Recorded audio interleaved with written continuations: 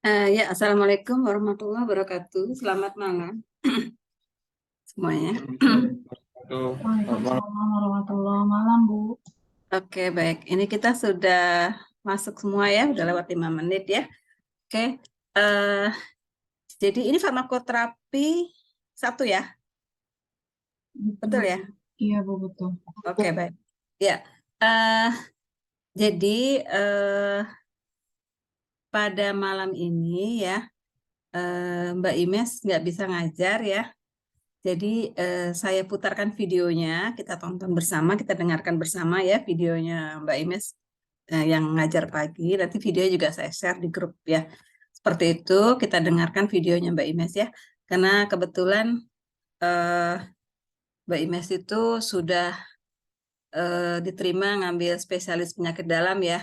Jadi mungkin dia lagi agak repot gitu sekarang itu ya. Jadi tapi dia putarkan video ya, kita dengarkan bersama.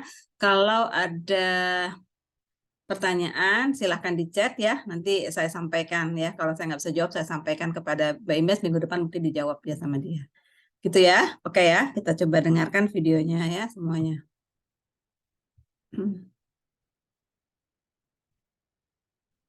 Oke, ini videonya. Ya, sudah terlihat ya. Coba saya tes suara dulu ya. Kedengeran nggak? Oke, Kedengeran nggak? Kedengeran Bu. Kedengeran, Bu. Oke. Ya, kita dengarkan ya videonya ya. Jadi ini tentang obat sistem pernafasan dan diabetes mellitus ya, dua materi. Ya, kita dengarkan semuanya ya. Ya. Assalamualaikum warahmatullahi wabarakatuh. Kita mulai ya dari mulai materi yang pertama, yaitu, oh ya, suara saya kedengeran nggak? Kedengeran, Bu. Oke. Jadi kita mulai dari materi yang pertama, yaitu adalah obat dan obat-obat sistem pernafasan ya. Nah, pertama kita ya ini definisi lah ya biasa. Jadi yang dimaksud dengan sistem pernafasan itu apa aja, yaitu adalah dari mulai ada saluran nafas atas dan saluran nafas bawah. Yang atas itu mulai dari hidung, mulut ya, terus kemudian laring, nasofaring. Naso itu hidung ya, faring itu di belakang. Jadi di belakangnya hidung. Terus rongga hidung, saluran nafas bagian bawah tuh dari mulai bronkus, bronkeolus, trakea, alveolus gitu ya. Jadi kita udah familiar lah ya dengan sistem-sistem pernafasan ini gitu. Terus ini karena udah farmakoterapi, jadi memang kita pendekatannya dari penyakitnya gitu. Tapi tetap nanti akan kita singgung ya sedikit-sedikit mengenai apa obat-obatnya. Nah, kita masuk ke stimulan pusat pernafasan. Jadi, apabila pusat pernafasan mengalami depresi karena obat, gitu, misalnya morfin, barbiturat, anestesi, gitu, kita bisa memberikan nafas pernafasan buatan. Misalnya apa? Misalnya adalah kita pasang ventilator, ya.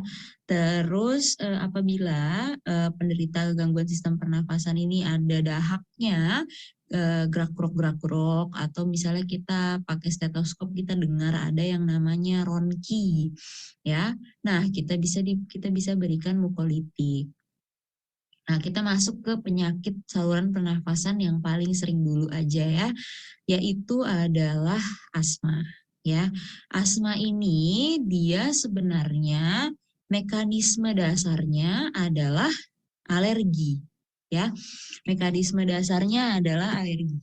Jadi kita harus temukan alergennya apa. Jadi bukan seperti misalnya demam berdarah, oh ketularan gitu, misalnya kayak gitu, atau ada nyamuknya atau apa.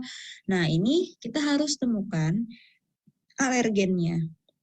Alergennya itu bisa berupa debu, jamur, serbuk sari, Terus bisa juga dari dalam diri, misalnya stres sehingga histaminnya keluar, terus olahraga berlebihan, obat-obatan gitu ya. Terus asma juga pada orang yang sudah lama tidak kambuh ya, itu sering kambuh karena adanya infeksi gitu. Jadi udah lama nih kambuh dulu waktu kecil, sekarang kambuh lagi gitu. Tapi dulu kambuhnya waktu kecil karena misalnya makan coklat gitu. Terus sekarang nggak makan coklat, nggak ada debu di rumahnya. Ternyata dia ada infeksi. Makanya ada kalau misalnya terbukti ada infeksi ya kita obati infeksinya juga. Misalnya kalau infeksinya karena bakteri ya kita berikan antibiotik. Nanti obat-obat antibiotik dibahas di bab antibiotik ya, gitu. Terus antikolinergik, simpatomimetik, vasodilator, pelemas otot, antihistamin, sedatif ini macam-macam gitu. Tapi sebenarnya yang paling utama pilarnya adalah inhalasi dulu. Inhalasi apa? Inhalasi bronkodilator dan kortikosteroid gitu. Jadi ini kan penjelasannya ya. Jadi kalau seandainya diinhalasi itu dia tidak berhasil, baru pakai aminofilin intravena gitu. Nanti ini untuk cara-cara kerjanya memang nggak saya jelasin detail, nanti dibentuk kelompok aja, tapi nanti di akhir aja gitu untuk presentasi gitu. Tapi nanti saya kasih tahu lagi ya untuk tugasnya gitu. Terus dan antihistamin ya. Jadi ada kortikosteroid inhalasi, bronkodilator inhalasi, sama antihistamin. Itu pilar utamanya gitu. Nah, tapi ternyata asma itu tidak sesederhana itu.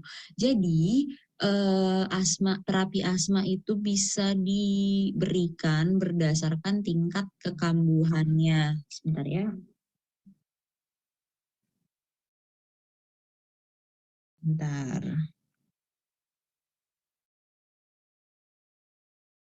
Nah, terus berdasarkan tingkat kekambuhannya. Nah, dan berdasarkan parahnya eksaserbasi. Jadi asma itu ada dua kondisi gitu ya. Ini gambaran aja sih supaya orang asma tok gini doang enggak. Jadi kita kayak ada seninya untuk menterapi asma gitu. Asma itu kita lihat apakah dia sedang stabil atau sedang kambuh gitu ya. Kalau misalnya asmanya itu sedang stabil, berarti kita pakainya pengontrol gitu. Pengontrolnya apa? Yaitu adalah kortikosteroid inhalasi pada zaman sekarang ya. Sebenarnya ada juga yang perlu dikasih kortikosteroid yang minum. Misalnya pada vaskes-vaskes yang tidak ada kortikosteroid inhalasi di puskesmas. Tapi seperti yang udah kita pelajarin sebelumnya, kortikosteroid itu kan bisa menyebabkan Cushing, bisa menyebabkan pengeroposan tulang, bisa menaikkan gula darah, dan lain-lain gitu ya. Sehingga untuk guideline terbaru dianjurkannya adalah inhalasi kortikosteroid gitu. Itu pada saat keadaan yang stabil. Nah, kalau misalnya keadaannya itu dia sedang kambuh ya, sedang kambuh, udah nik gitu, bahkan sampai nggak ada napasnya gitu ya. Terus detak jantungnya meningkat karena dia sesek banget gitu meskipun saturasinya bagus ya.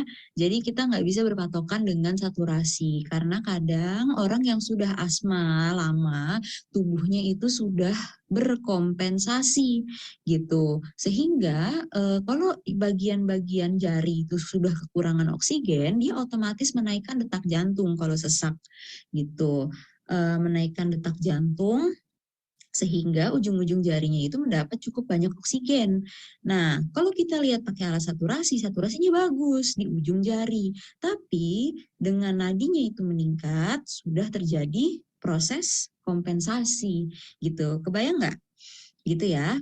Nah, kalau seandainya memang sudah kita bilangnya eksaserbasi, jadi kambuh asmanya gitu ya, kita bisa kasih bronkodilator gitu, atau inhalasi kortikosteroid ditambah dengan bronkodilator, tapi yang bukan pakai puff gitu ya, yang kayak di IGD itu, misalnya Ventolin 1 ampul ditambah Pulmicort 1 ampul gitu. Kalau seandainya itu bisa diulang 2 kali ya, bisa diulang 2 kali sampai 3 kali mungkin masih boleh. Kalau seandainya tidak membaik sesaknya, baru bisa kita berikan kortikosteroid intravena gitu. Ini kayak gampangnya aja ya untuk terapi asma tuh kayak gitu. Kalau misalnya, jadi kalau tadi pada saat tidak kambuh, kortikosteroid inhalasi. Kalau pada saat kambuh di rumah, kita pakai bronkodilator dulu. Jadi bronkodilator itu jangan dipakai setiap hari gitu. Terus kalau seandainya dengan obat kan sambil kambuh nih, kita pakai puffnya yang bronkodilator gitu, sambil kita jalan ke fasilitas kesehatan. Ternyata belum hilang ketika kita sampai, baru kita bisa ulangi lagi, tapi dengan alat nebu, bronkodilator dengan kortikosteroid inhalasi. Kalau tidak hilang, kita bisa berikan kortikosteroid intravena gitu untuk membantu ya. Nah, kalau seandainya di pemeriksaannya ternyata terdapat grok-grok lendir, ya baru kita bisa berikan untuk mukolitiknya gitu. Biasanya Respar ya, diencerkan dalam NaCl 107 cc ya, gitu. Nah, terus, jadi intinya itu, inti dari semua ini itu. Ini kan pasti agak bingung ya kalau dibaca, intinya gitu. Jadi kita harus lihat apakah dia sedang kambuh atau tidak gitu. Kalau selama dia tidak kambuh, ya berarti kortikosteroid inhalasi aja yang dipakai gitu. Nah, sisanya adalah kalau seandainya memang dia masih awal-awal pengobatan dan baru terdiagnosis gitu, atau baru sembuh dari infeksi saluran pernafasan atas yang membuat dia kambuh sampai parah gitu ya, kita bisa berikan dia rutin antihistamin gitu. Ini seni aja sih, walaupun sebenarnya antihistamin itu tidak ada di guideline, tapi asma itu kan sebenarnya disebabkan oleh histamin yang lepas. Histamin itu adanya di dalam sel yang namanya mast cell gitu. Mast cell itu bisa pecah karena berikatan dengan IgE. Jadi kalau misalnya seandainya reseptor histaminnya itu tidak diikat IgE, sudah diikat duluan oleh antihistamin, kemungkinan mast cell pecah karena alergi itu lebih kecil. Mungkin mast cell-nya pecah karena yang lain gitu. Misalnya dia memang tipe mast cell yang tidak stabil gitu, sehingga perlu diberikan mast cell stabilizer, misalnya sodium kromoglikat, tapi itu udah another level of asma ya. Jadi kita tahunya yang dasar-dasar dulu. Cuma yang perlu kita tahu adalah terapi asma itu tidak hanya sekecil ini, dan tidak hanya kambuh beliin aja inhaler gitu. Jadi perlu dikontrol asmanya, karena kalau dia sudah sering kambuh, maka dia akan lebih sering lagi untuk sekali kambuh tuh dia akan lebih sering lagi dan lebih tinggi kemungkinannya untuk kambuh. Kalau misalnya dia sudah terlalu sering kambuh, kan asma itu sebenarnya adalah proses alergi peradangan ya, jadi inflamasi juga gitu. Inflamasi yang sedikit-sedikit tapi kronis gitu. Inflamasi yang sedikit-sedikit tapi kronis, sehingga di mana ada inflamasi, di situ ada kematian sel atau apoptosis. Ketika sel-sel parunya itu mati, sel parunya tidak bisa tumbuh lagi gitu. Sehingga kalau sel parunya sudah tidak bisa tumbuh lagi, yang tumbuh itu apa? Yang tumbuh adalah jaringan ikat yang tidak elastis. Sehingga kalau orang sudah sering asmanya kambuh di kemudian hari di masa tuanya, akan lebih besar kemungkinan dia untuk sakit PPOK, di mana parunya sudah tidak elastis lagi gitu. Nah, itu yang mau kita cegah gitu dari asma. Jadi bukan dia sesek dikasih obat hilang, sesek kasih obat hilang, tidak sesederhana itu gitu. Dan diharapkan ini kan karena asma sering ya orang ke apotik kayak pengen beli obat asma. Nah, kita bisa mengedukasi ini obatnya buat kambuh aja atau gimana. Kadang jangan-jangan pasiennya nggak berobat, dia cuma bilang oh sering-sering sesek hilang pakai ini, terus dia pakai sendiri. Padahal dia nggak tahu tuh nanti di kemudian harinya dia paru-parunya akan menjadi jaringan ikat semua gitu. Nah, terus untuk antihistamin ini sebenarnya ada bab antihistamin sendiri, tapi tetap kita singgung ya. Antihistamin itu dibagi menjadi 2 generasi, generasi 1 dan generasi 2. Generasi 1 ini jarang ya dipakai, kecuali kalau misalnya pasiennya lagi nggak cocok dengan generasi 2. Paling sering yang masih dipakai itu adalah CTM dan difenhidramin. Nah, difenhidramin ini dia sering juga ya diinjeksikan bersama dengan kortikosteroid pada pasien urtikaria di IGD gitu. Terus kalau dimenhidrinat ya buat vertigo ya sebenarnya dipakainya gitu. Generasi 1 ini dia highly sedatif. Jadi dia ini lebih larut terhadap lemak sehingga dia bisa melewati sawar darah otak. Dan menyebabkan kantuk gitu ya. Kalau misalnya generasi 2 itu yang sering sekali kita pakai sekarang, cetirizine, terus fexofenadin, loratadin gitu ya, dan lain-lain. Tapi yang paling sering itu. Nah, si generasi 2 ini sering dipakai karena dia tidak kurang menyebabkan ngantuk. Mungkin ada yang ngantuk tapi jarang gitu. Cuma ada penelitian baru ya, cuma belum nanti saya publish mungkin ya kalau udah saya ketemu jurnal-jurnalnya itu yang free-nya masih belum ada. Nanti saya publish kalau udah ada. Jadi banyak orang sekarang ini yang mengalami urtikaria kronis gitu. Dan ternyata urtikarianya itu diperparah oleh withdrawal dari generasi 2 antihistamin. Sehingga kalau misalnya memang sudah minum antihistamin ini tahunan gitu ya atau bulanan, kita menghentikannya tuh nggak boleh langsung berhenti karena besoknya pasti muncul lagi, akhirnya minum lagi gitu. Jadi hentikan dulu dari mulai setengah, seperempat, baru lama-lama berhenti gitu.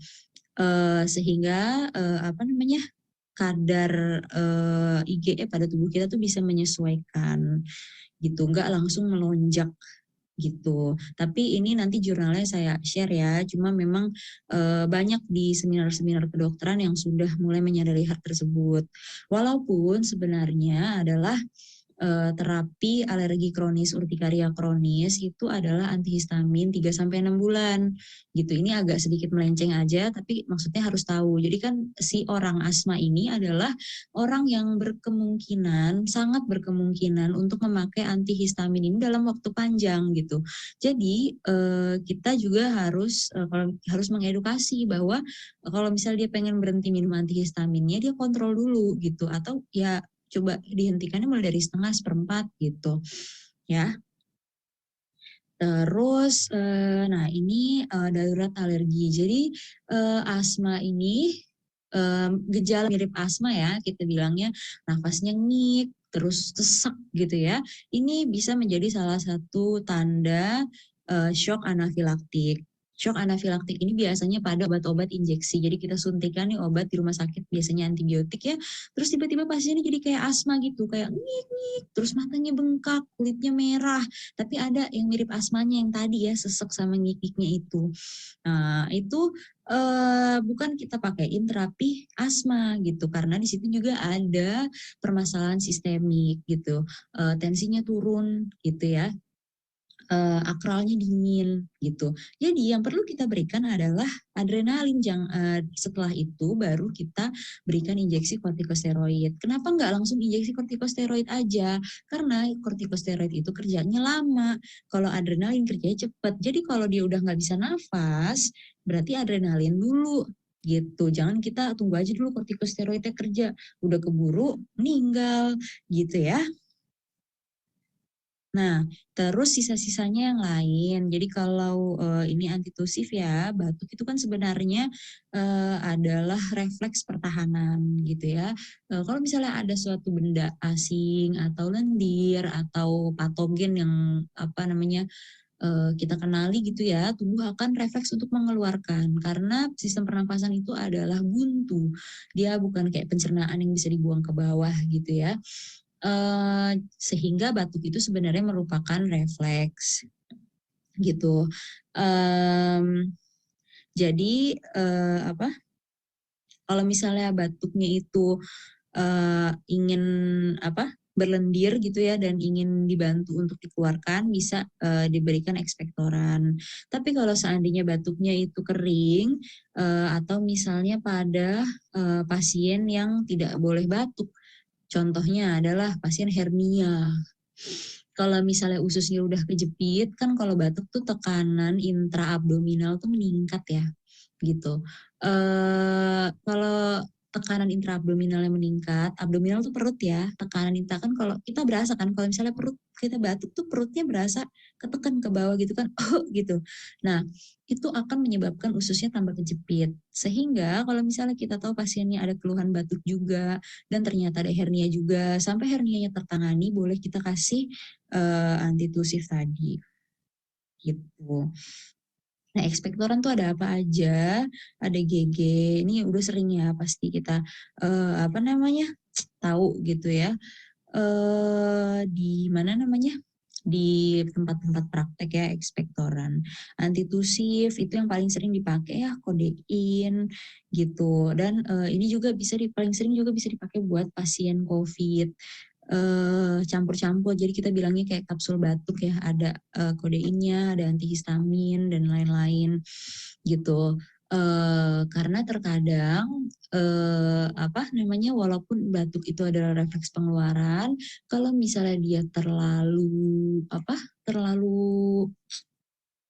masif gitu ya, dia apalagi pada anak-anak gitu yang tidak diimunisasi, contohnya pada anak sakit pertusis, kan dia batuk terus tuh sampai 100 hari ya, kruk kruk kruk kruk kruk kruk, akhirnya konjungtivanya bisa berdarah, tekanan matanya tuh meningkat gitu ya. Sebenarnya perdarahan subkonjungtiva tuh nggak bahaya sih gitu ya, cuma kadang kan orang tua khawatir, udah gitu nggak nyaman untuk anaknya gitu, anaknya nggak bisa istirahat gitu ya. Jadi kadang memang ada perlunya juga untuk kita berikan untuk menekan batuknya gitu. Terus pengobatan batuk itu ada yang spesifik sama simptomatik. Nah, kalau spesifik kita harus cari tahu dulu batuknya karena apa. Kalau misalnya karena COVID ya kita obatin COVID-nya. Kalau misalnya karena ISPA kita obatin ISPA-nya. Atau kalau karena pneumonia bakterial ya kita kasih antibiotik gitu. Kalau misalnya karena TB ya kita OAT gitu. Sisanya adalah meringankan gejalanya. Jadi misalnya adalah pada pasien TB ya, itu juga sering tuh dia batuk terus sampai batuk darah. Nah, kita udah kasih OAT-nya. Tapi kalau dia masih tetap batuk terus kayak gitu, darahnya nggak akan berhenti gitu. Sehingga tadi kita kasih penekan batuk tadi ya, antitusif. Nah, kalau seandainya dia sesek atau gerak-gerok ya bisa kita berikan yang tadi ya apa namanya, mukolitik atau ekspektoran. Jadi kita harus tahu batuknya tuh kira-kira apa gitu. Terus oke. Udah sampai sini untuk terapi saluran pernafasan ya, obat-obat saluran pernafasan. Gimana kira-kira, ada yang mau ditanyain?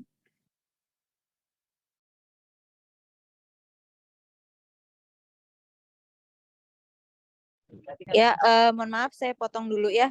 Gimana untuk materi yang pertama tadi, ada yang mau nanya? Gimana? Ibu izin bertanya. Ya, silakan. Untuk yang tadi kan kata Ibu kalau misalnya sudah sering terjadi asmanya gitu, itu kan menimbulkan PPOK ya Bu. Ya, Ya Bu, kalau misalnya sampai ke PPOK-nya sendiri. gimana? Putus-putus? Kalau misalnya orangnya tuh udah sampai kena PPOK, itu pengobatan yang harus dilakukan tuh gimana ya Bu?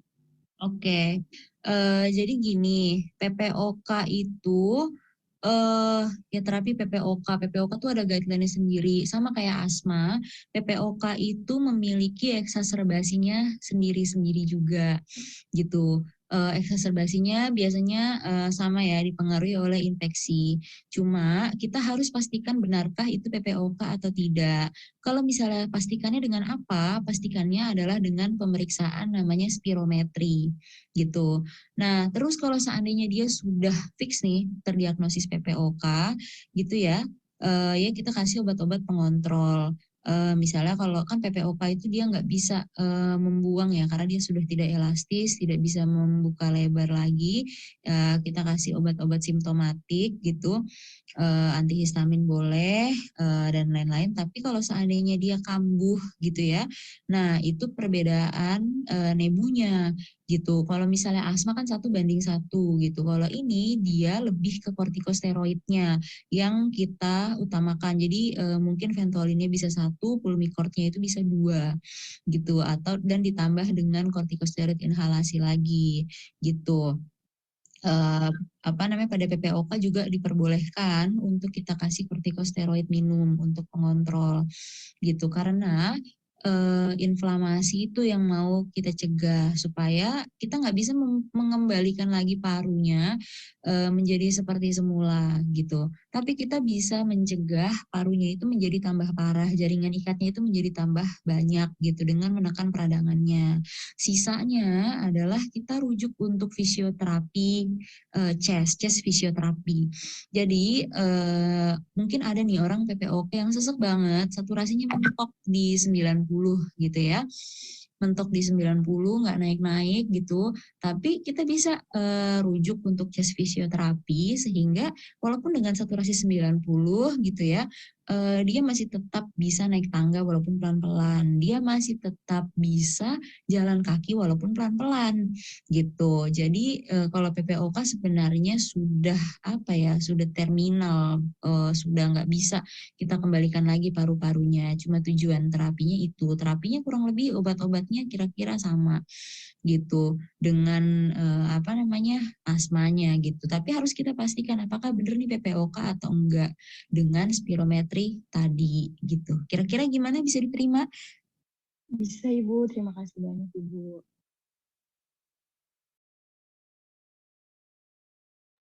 Ya, saya tambahkan sedikit ya. Ada yang tahu nggak PPOK itu sakit apa? Kira-kira singkatannya apa?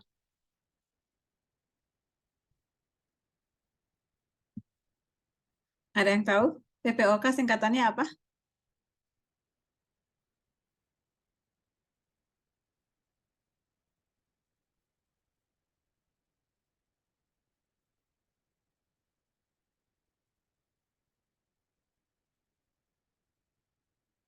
Siapa yang tahu? Saya tunjuk aja ya. Suara saya terdengar nggak sih? Terdengar nggak? Iya, dijawab dong. PPOK itu singkatan apa? Ini kalian tadi nonton video atau enggak? Penyakit paru obstruksi kronik, Bu. Iya, apa-apa? Coba ulang lagi. Penyakit paru obstruksi kronik. Iya, penyakit paru obstruksi kronik ya. Jadi harus tahu ya. Ini S1 ya, jadi harus tahu ya. Jadi jangan terlalu benar-benar nggak paham gitu ya. Jadi PPOK itu sudah terminal tadi ya dikatakan oleh Mbak Ines ya. Jadi penyakit apa? Penyakit paru yang memang sudah sangat parah sekali ya, atau bahasa Inggrisnya COPD itu sama ya. Nanti kalau ujian misalnya PPOK atau COPD itu sama aja. Cuma COPD itu bahasa Inggris ya, Chronic Obstructive Pulmonary Disease ya. Jadi penyakit paru yang sudah sangat parah. Nah, biasanya memang PPOK ini paru-parunya sudah tidak elastis lagi ya. Jadi dia tuh sudah sulit untuk diterapi dengan terapi biasa begitu ya. Nah, penyebabnya memang sampai saat ini ada yang bilang karena rokok ya, itu paling paling sering. Karena memang rokok itu mengandung apa yang bahaya di situ? Tar ya. Bukan nikotinnya saja ya, tapi tarnya juga ya.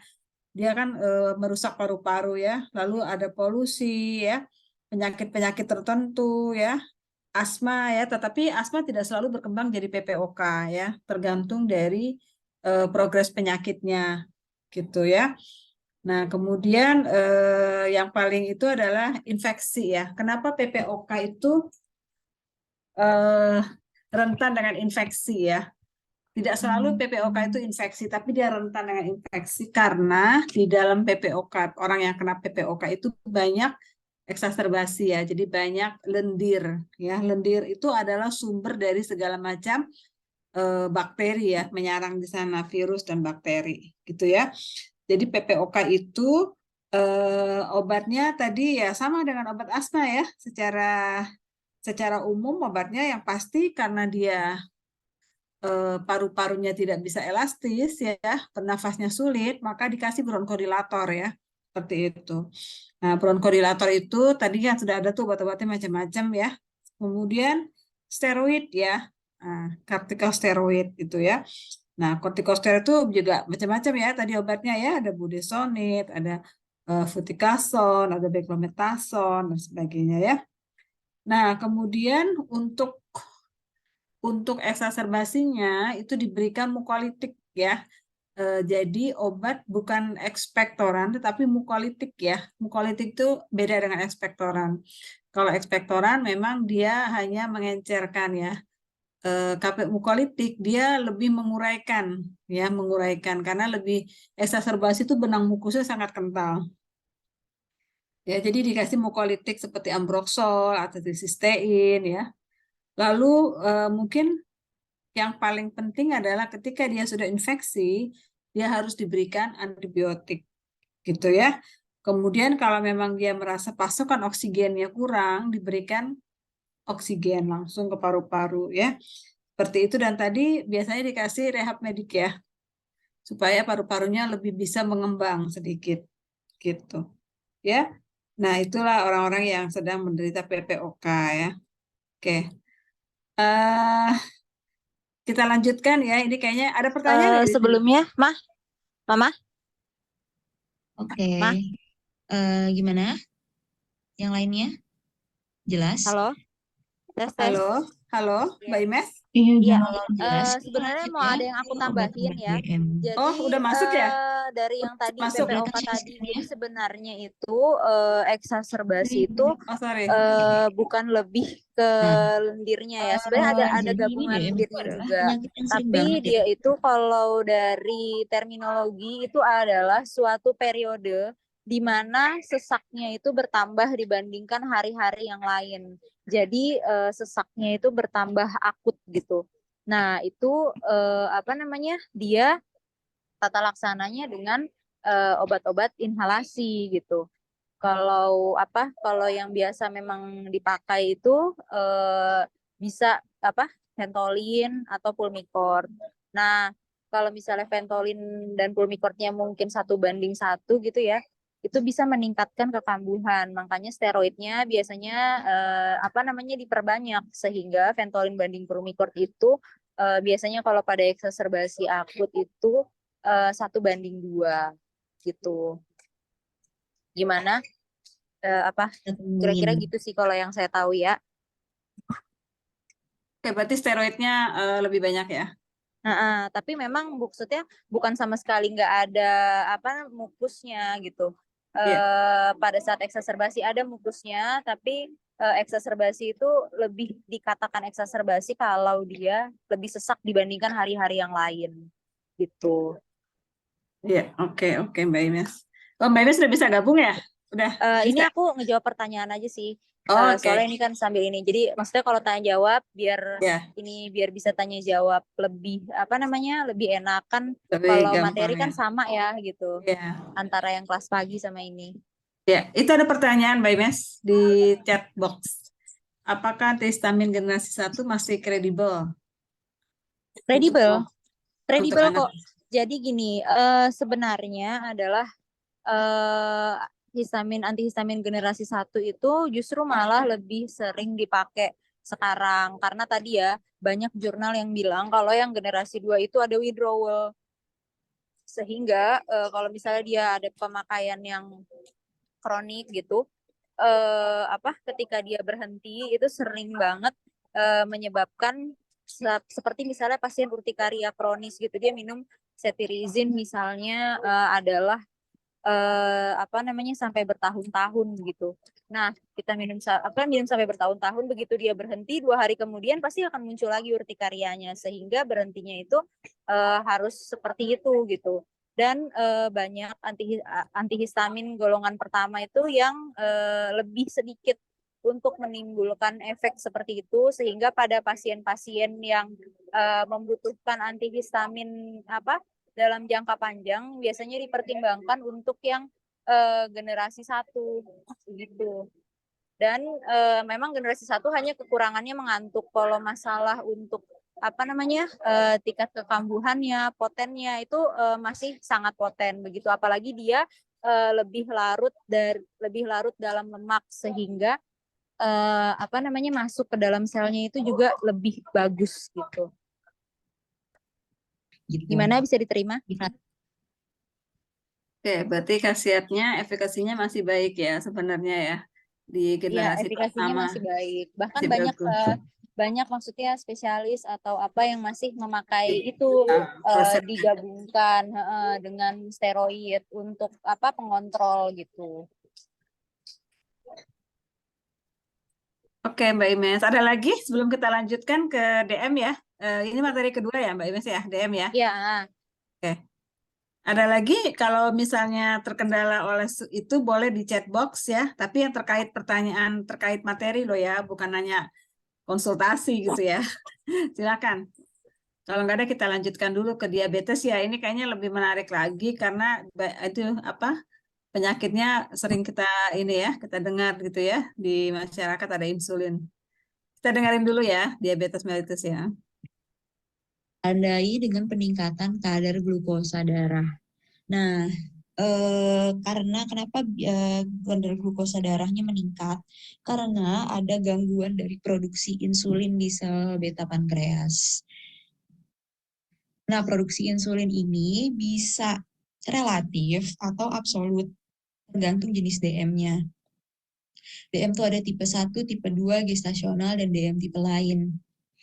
Nah, DM tipe 1 ya berarti dia terlahir dengan kerusakan sel beta pankreas. Jadi bawaan dari kecil gitu ya, dia nggak bisa produksi insulin gitu. Kalau tipe 2 dia penurunan sekresinya, jadi selnya rusak karena mungkin usia, bisa juga karena autoimun atau karena yang lain gitu ya. Sehingga makin lama produksi insulinnya makin berkurang gitu. Setelah itu juga bisa juga dipengaruhi pada orang yang kena sindrom metabolik, jadi kolesterolnya tinggi dan lain-lain, obesitas sentral gitu ya,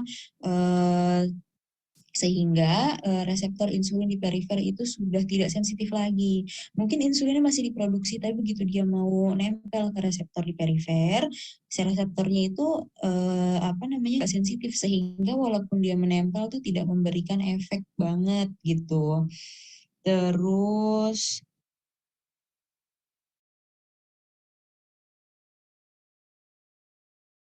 bentar ya.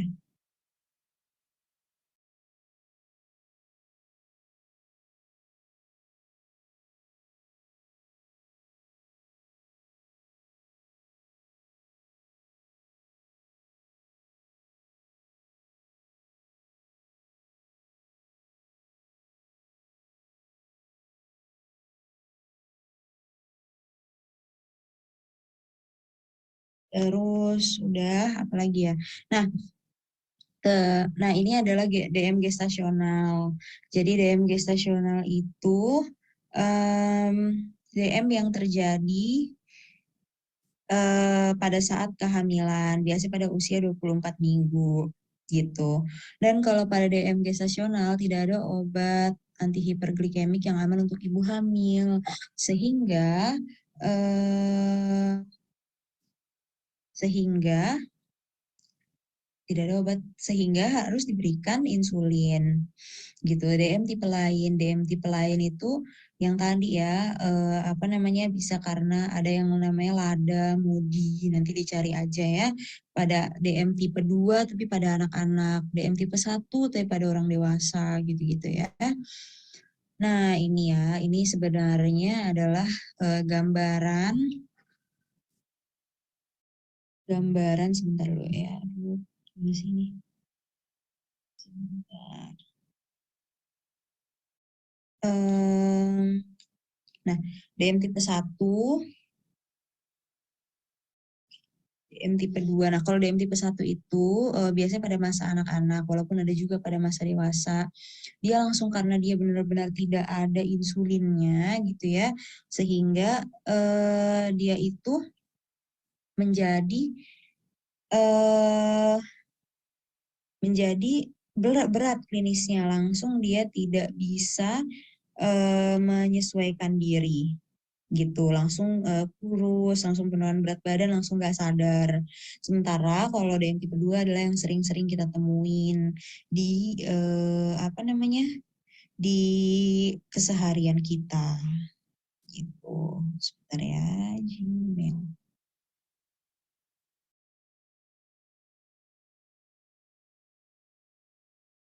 Terus tanda-tanda DM. Tanda-tanda DM itu tanda-tanda DM itu ada apa namanya, banyak ya. Ada yang polifagi, poliuri, polidipsi. Jadi ini tuh 3P ya. Sebentar, sebentar.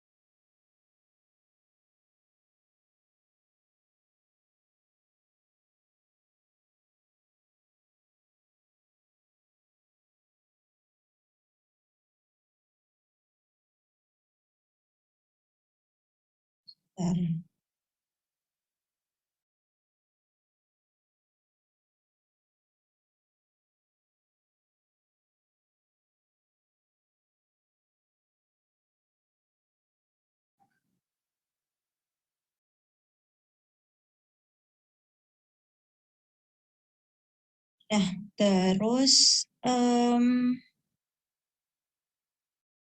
nah, ini udah ya. Jadi kalau orang DM itu tandanya gampang. Dia itu sering kencing. Jadi malam-malam kencing, pagi, siang, malam, poli, uri. Terus karena dia sebenarnya gulanya tinggi, tapi dia tidak bisa masuk ke sel, selnya tuh akan merasa kelaparan. Sehingga dia akan mengirimkan apa namanya, refleks lapar gitu ya. Pada refleks lapar pada otak, sehingga terjadi polifagi, banyak makan gitu. Terus karena gula darahnya tinggi kan berarti darahnya osmolaritasnya meningkat, terus menjadi kental gitu ya, sehingga apa namanya, karena dia menjadi kental darahnya, dia akan menjadi sering haus.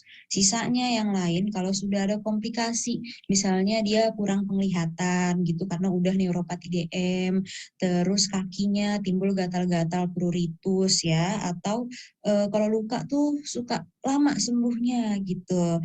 Terus sering baal kakinya gitu.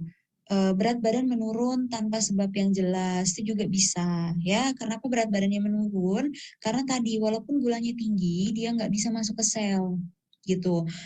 Sehingga gula darahnya tinggi, nggak bisa masuk ke sel, sehingga tubuh akan kelaparan dan dia akan memecah cadangan-cadangan gula dari tempat yang lain, gula otot, kemudian gula dari lemak gitu ya, dipecah sehingga pasiennya akan bertambah kurus gitu. Kira-kira kebayang ya. Jadi apa namanya? Gulanya tinggi itu bukan berarti gemuk. Insulin itu adalah sebuah kunci apa namanya di mana gula bisa masuk ke sel. Misalnya kita masuk ke dalam rumah kita itu adalah glukosa.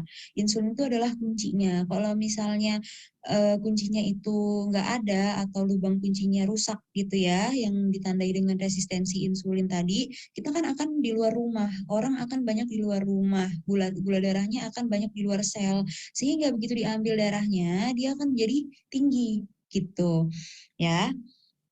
Makanya banyak pengobatan herbal yang menjanjikan gula darah itu turun, padahal sebenarnya apakah yang diinginkan itu turun gitu.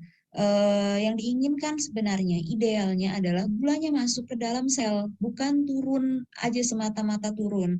Karena kalau gula darahnya turun itu bisa dibuang lewat ginjal. Tinggal kita banyak obat-obat herbal yang agak sedikit membocori ginjal gitu ya, membolongi ginjal, sehingga begitu dicek, oh turun gulanya. Padahal gulanya tuh nggak masuk ke sel gitu. Gulanya itu dibuang di ginjal, yang ada malah menjadi gagal ginjal gitu.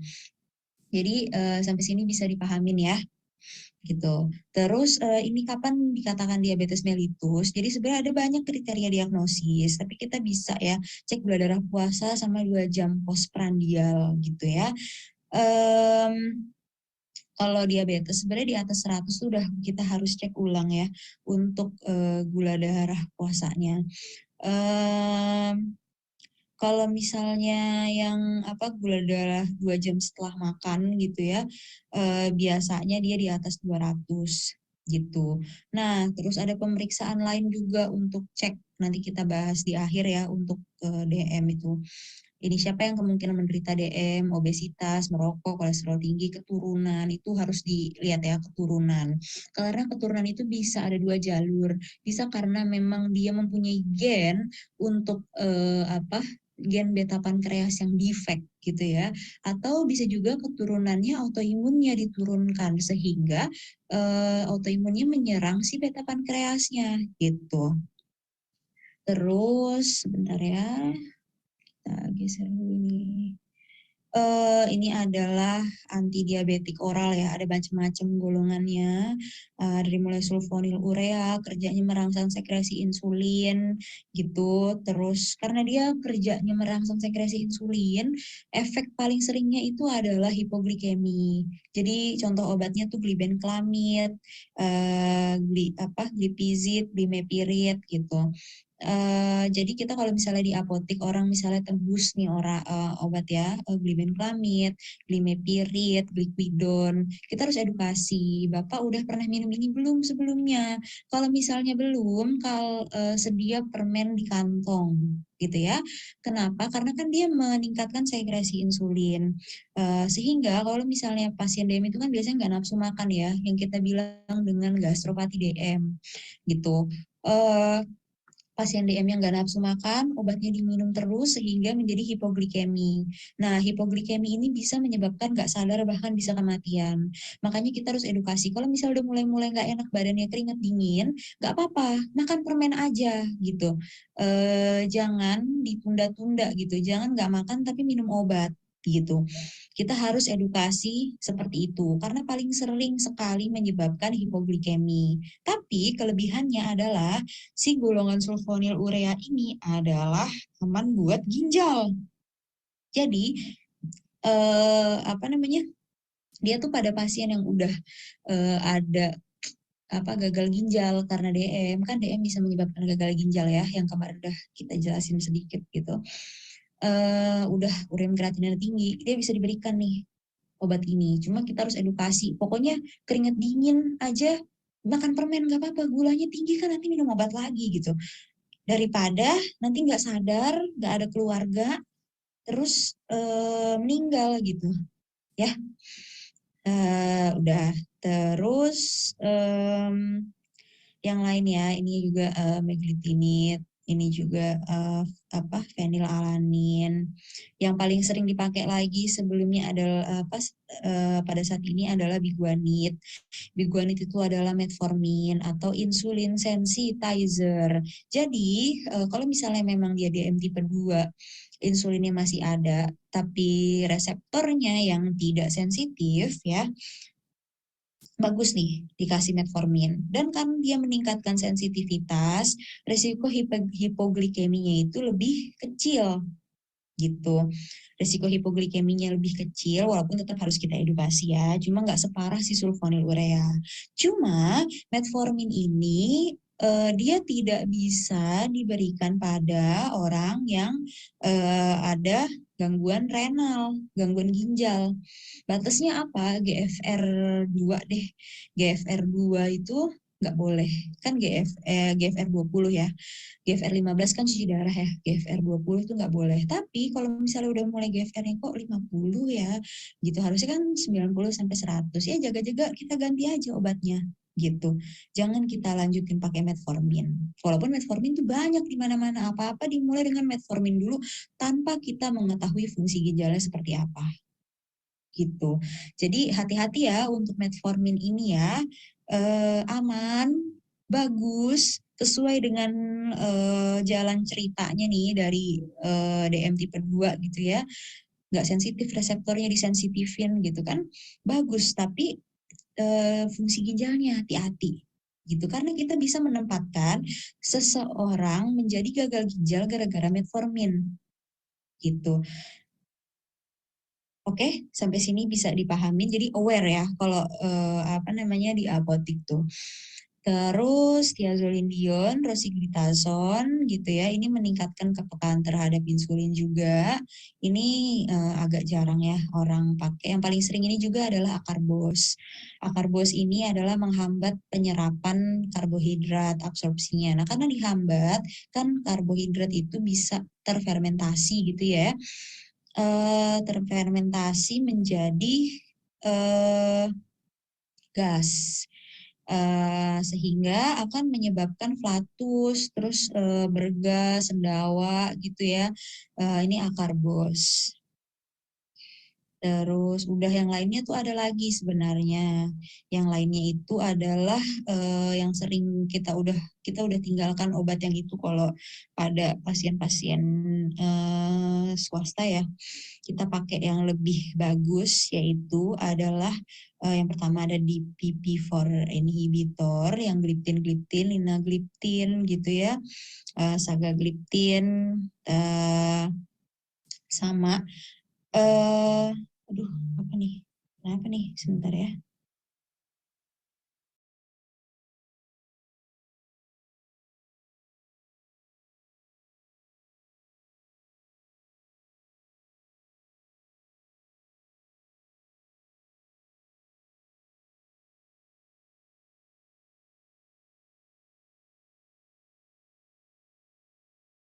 Nah, terus dia itu nanti kita cari ya, ada namanya incretin based therapy gitu. Jadi dia kerjanya meningkatkan hormon incretin. Itu adalah mekanisme yang lain daripada DM gitu. Masih penelitiannya masih berjalan, cuma dia berfungsi sebagai renal protector. Dia nggak bisa berdiri sendiri, tapi dia itu bisa dikombinasikan, dan bila dikombinasikan tuh menjadi bagus gitu ya.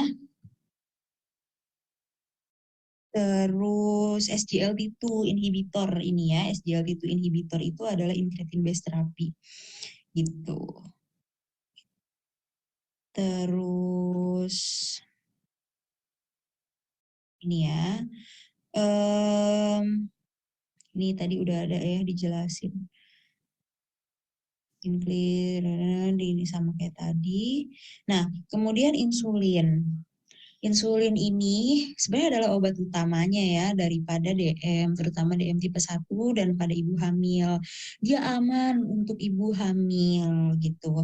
Tapi kita harus sesuaikan dosisnya gitu. kapan sih orang itu harus dikasih insulin? Yang pertama tadi ibu hamil. Yang kedua kalau dia HbA1c di atas 9. Apakah itu HbA1c? Nanti kita jelasin. Terus kapan lagi? Kalau misalnya dia ada luka. Jadi gini, ada orang datang dengan riwayat DM. Harusnya kan pada saat awal tuh kita modifikasi gaya hidup dulu. Tapi kalau seandainya kita lihat di kakinya udah ada luka, udah nggak apa-apa. Kita memulai terapinya dengan insulin tuh nggak apa-apa banget. Jangan takut-takut dengan insulin gitu. Insulin itu berdasarkan nih cara nyuntiknya begini ya, dibaca aja gitu, dipasang jarumnya, nanti kita suntikan subkutan. Nah, berdasarkan masa kerjanya gitu, insulin itu dibagi menjadi short atau rapid ya, terus intermediate, terus apa namanya mix gitu ya, sama long. Nah, yang paling kita biasa menggabungkan yang rapid sama yang long. Long itu adalah dia seharian. Kita bilangnya basal bolus gitu. Yang long itu misalnya ada Levemir, ada Lantus gitu. Kalau yang short itu misalnya ada Actrarapid, Apidra gitu ya, paling sering. Terus Novorapid gitu. Pokoknya ada rapid-rapidnya. Kalau dia campuran ya Novomix gitu. Ini nice to know aja sih gitu ya. Nanti kita bisa mulai sesuaikan hitung dosisnya gitu. Dimulai dari 1 kali yang basal dulu ya, 1 kali 18 unit. Nanti kalau kita cek GDS, kalau seandainya memang terlalu rendah kita turunkan per 2 unit. Kalau misalnya masih tinggi kita naikkan per 2 unit gitu. Itu nice to know aja sih untuk menghitungnya ya. Nah, ini adalah gambaran terapi DM. Jadi DM itu tidak sesederhana orang gula darahnya tinggi, terus minum obat dan selesai. Gitu.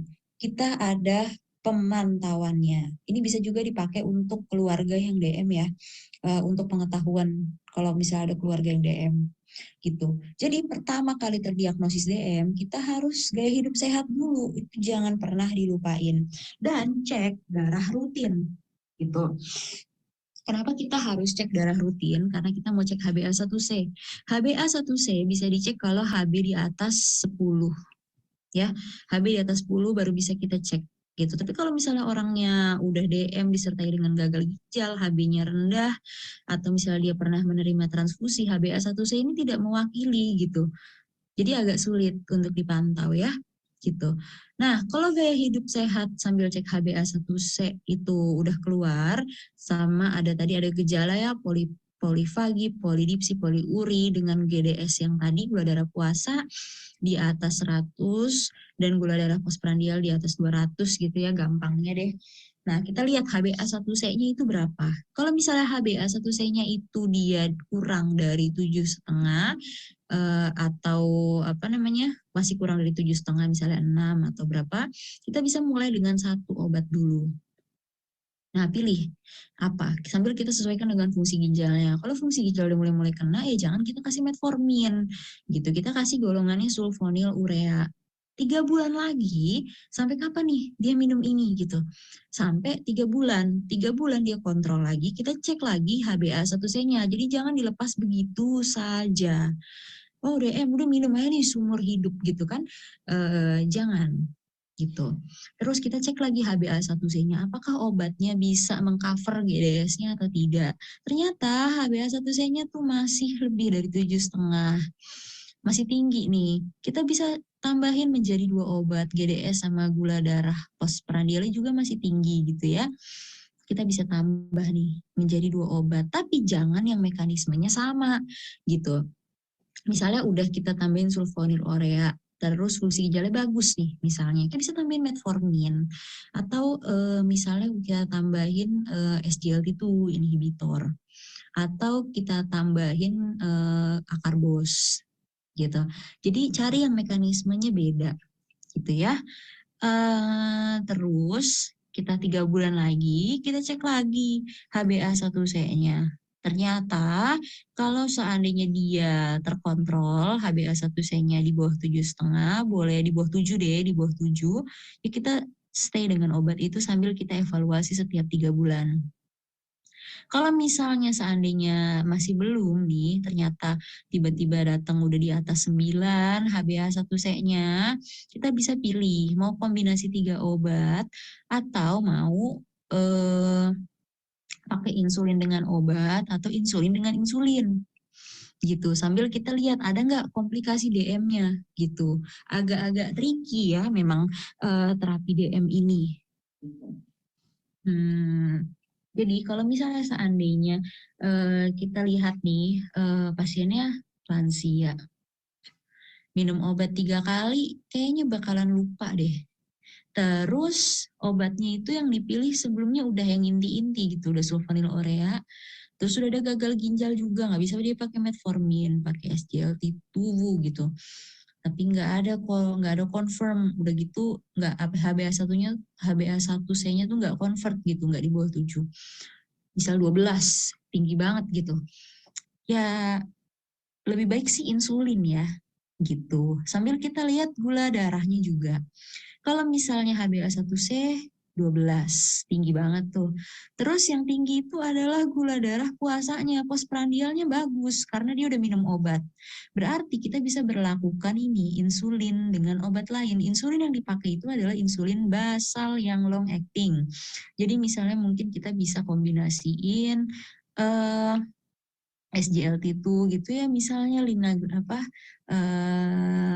SGLT2 inhibitor dengan insulin lantus gitu ya, atau sulfonylurea dengan lantus gitu. Oke. Terus kalau seandainya ternyata HbA1c-nya tinggi, gula darah puasa tinggi, dan gula darah postprandial tinggi, nah itu tempatnya kita mengganti insulin dua-duanya.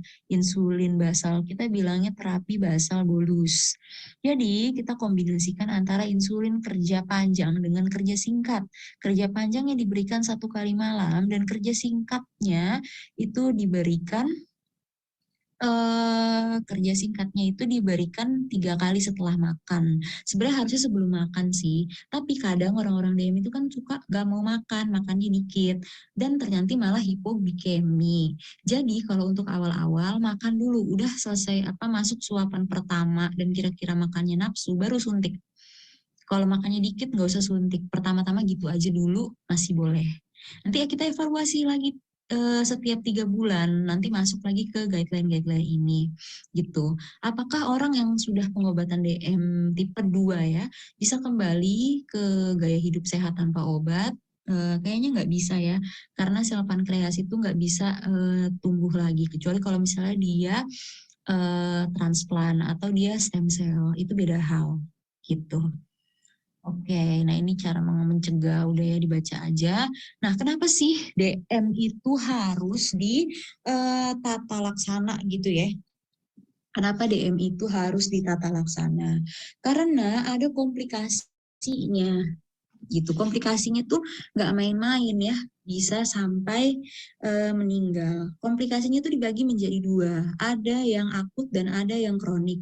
Yang akut itu dari mulai gula darahnya tinggi doang, sampai misalnya ketika gula darahnya tinggi dan dia memiliki kebutuhan glukosa yang lebih tinggi lagi dari biasanya, misalnya pada apa?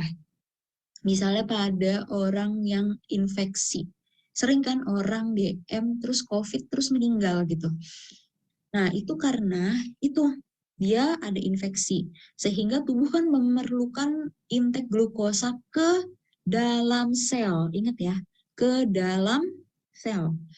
Tubuh memerlukan intake glukosa ke dalam sel untuk penyembuhan dan untuk melawan si patogen tersebut. Tapi gulanya itu nggak bisa masuk ke dalam sel karena resistensi insulin tadi. Sehingga akan dipecah terus untuk kita kekurangan energi nih, dipecah, akhirnya muncullah benda-benda keton. Yang namanya adalah ketoasidosis diabetikum gitu, atau hiperosmolar, hiperglikemik. Ini KAD dan HOM gitu. KAD ini tricky ya, dia bisa benar-benar bisa meninggal gitu. Karena gulanya tuh bisa tinggi banget, dengan keton yang positif, biasanya dia penurunan kesadaran. Nanti ada terapi KAD lagi, tapi ke terapi KAD itu nanti kayaknya ya di farmakoterapi 2 udah termasuk dengan gangguan elektrolit dan lain-lain gitu. Nah, kalau yang kronik itu adalah mikroangiopati dan makroangiopati. Kalau mikroangio itu pembuluh darah ya, mikro itu kecil. Jadi pembuluh darah yang kecil dia kena misalnya pada retina, pada saraf gitu ya, pada ginjal. Jadi sering banget nih orang kalau udah DM lama, apalagi dia nggak minum obat rutin ya, dia kayak, oh saya pakai herbal aja, saya minum daun insulin. Tuh sering banget ya. Terus tiba-tiba kakinya baal. Nah, kakinya baal, dia tuh suka lupa kalau sendalnya tuh lepas, dia tidak berasa kalau dia nginjek sesuatu yang tajam, dia nggak berasa kalau nginjek sesuatu yang panas gitu. Sehingga kakinya luka. Nah, kalau gulanya tinggi, lukanya kan nggak sembuh. Akhirnya terjadi kolonisasi bakteri sampai ke dalam, sampai ke tulang, sampai ke otot, sampai hitam. Nah, terjadilah gangren. Makanya biasanya kalau orang DM ditanya ini lukanya kenapa Bu, dia nggak tahu gitu. Lagi jalan tiba-tiba luka gitu. Karena dia sebenarnya sudah diawali dengan nefropati gitu ya. Jadi nggak sesederhana itu gitu. Jangan sampai luka gitu. Susah kita kontrolnya itu. Karena sebenarnya yang penting adalah mengontrol gula darahnya gitu. Sejauh itu ya bisa berpengaruh si gula darah itu gitu ya. Makroangiopati itu makro besar ya, angiopati pembuluh darah, jadi pembuluh darah yang besar misalnya pada stroke, terus pada jantung gitu. Oke, sampai sini kira-kira gimana? Ada yang mau ditanyain nggak mengenai obat dan terapi DM?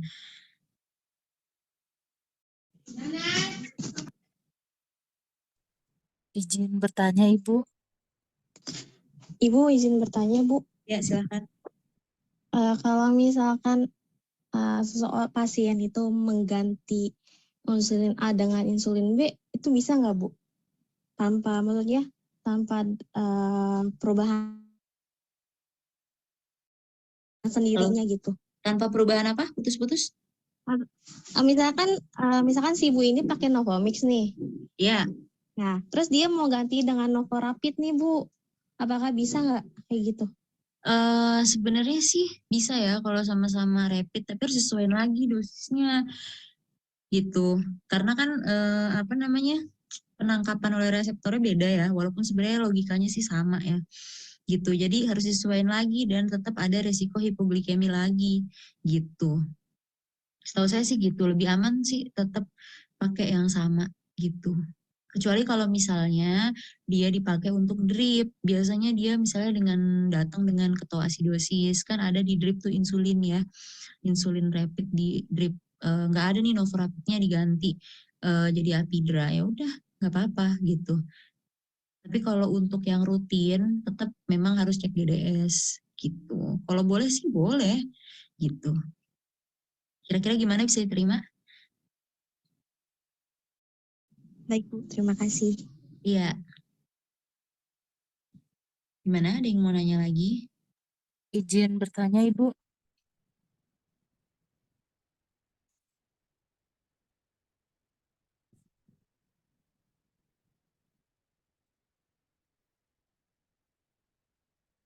Kalau nggak ada sambil saya absen ya.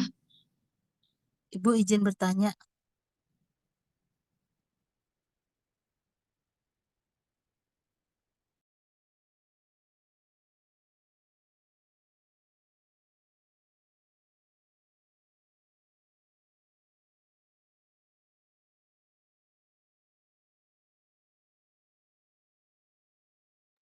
Ya, saya kira sudah ini ya videonya ya sudah selesai.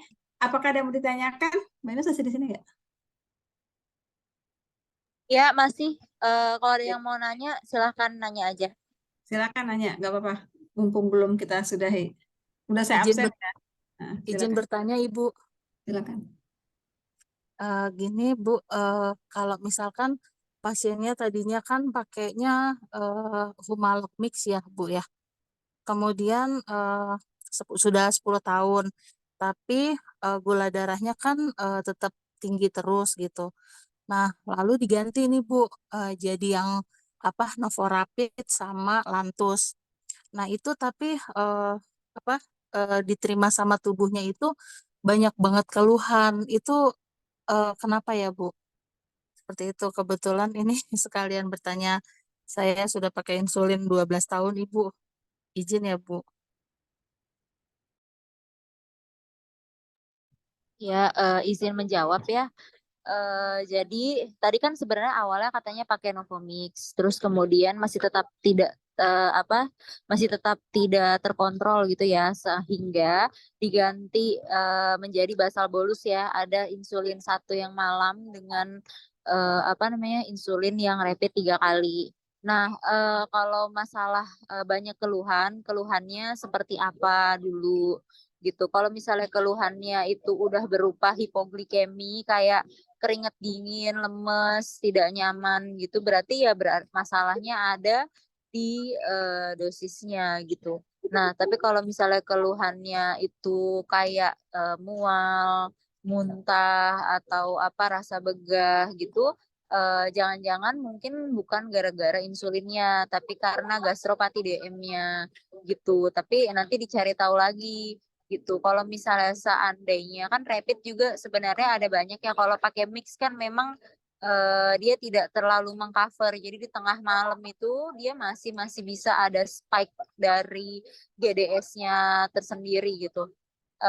Sehingga mungkin kalau rapid misalnya nggak cocoknya pakai Novorapid, mungkin bisa diganti jadi Apidra atau yang lain gitu. Karena yang rapid banyak ya, yang yang eh, basal juga ada banyak jenis gitu. Tapi sebenarnya yang lebih terpenting itu adalah HbA1c-nya gitu. Kalau seandainya dia sudah pakai insulin terus kita lihat HbA1c-nya itu masih tinggi gitu, jangan-jangan memang kemungkinan besar rasa nggak nyamannya itu dari akumulasi GDS yang tinggi itu gitu. Sepaham saya sih seperti itu ya. Kira-kira gimana bisa diterima?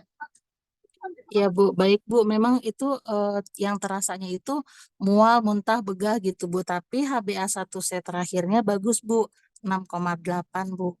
Seperti itu. Terima kasih Bu. Baik, sama-sama.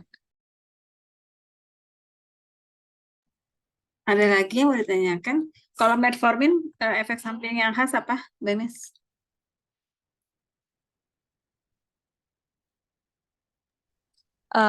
Dia sebenarnya pencernaan bisa ya. Terus, tapi sebenarnya dia itu concernnya adalah fungsi ginjalnya ya. Jadi kalau misalnya dia sudah ada URCR yang meningkat atau penurunan fungsi ginjal, sebenarnya cut off-nya tuh di bawah 20 ya. Kita harus hentikan itu metformin. Tapi kalau sudah dia eh URCR-nya itu sudah mulai ada kelainan walaupun belum 20 GFR-nya bisa kita ganti ke yang lain. Itu yang lebih jadi concern sih gitu. Kalau masalah yang lain mungkin dia jadi lebih ke wanita-wanita itu adalah jarang maksudnya jarang dikeluhkan gitu. Sepaham aku sih gitu. Jadi kalau kaki bengkak gitu ya? Enggak ya? Enggak ada ya di metformin. Enggak sih kalau kaki bengkak itu lebih ke amlodipin ya. Oh, Kan biasanya mereka amlodipin. kayak iya. Oh ya, oke. Berarti metformin concern di ginjal ya biasanya ya. Kalau udah eh, Iya, berapa tadi 20 ya berarti ya. Harus iya, segera diganti metforminnya. Oke, iya. baik. Oke, ada lagi? Mumpung kita masih ada, Mbak Ines. Kalau enggak kita... Oh, itu apa tadi? Ada. Oh, ini tadi ya? Udah ya? Oh, Fahmi. Fahmi udah dijawab belum pertanyaannya? Yang mana? Nih, Bu, adakah keadaan khusus penderita DM perlu menggunakan insulin pump?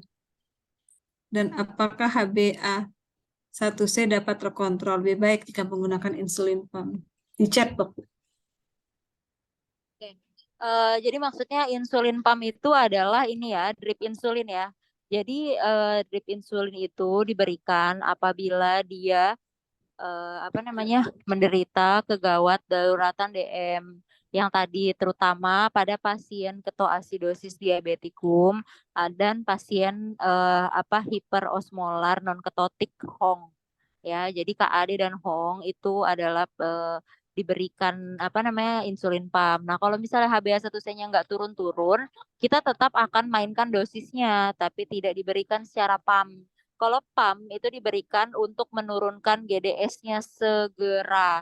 Kenapa? Karena tubuh itu sudah memecah terlalu banyak cadangan sehingga sudah ada benda-benda keton dan darahnya menjadi asam gitu. Jadi kita harus turunkan segera dengan cara memasukkan gulanya ke dalam sel sehingga pemecahan itu bisa segera berhenti. Itu fungsinya insulin pump gitu. Dan kalau misalnya masih atau misalnya pasiennya dengan kondisi sadar tapi dia dengan GDS tinggi sama ada keton tetapi dia ada luka misalnya pada kakinya gitu. Biasanya sih digunakan pada hal-hal tersebut gitu. Kira-kira gimana, bisa diterima? Ya, oke.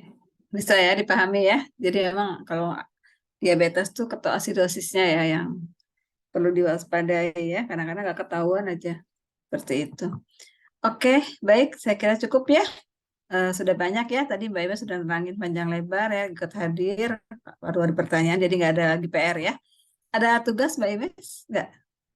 Buat minggu depan atau apa? Tugas Gitu nanti aja. aja. Jadi nanti minggu depan dulu Selesaiin kita dulu ya. selesaikan materi, Nah, baru ya. nanti maju-maju tugas gitu. Oke, ya baik. Berarti minggu depan ya materi lagi ya. Berarti videonya saya share di grup. Belum di-share kan ya Mbak Ines ya?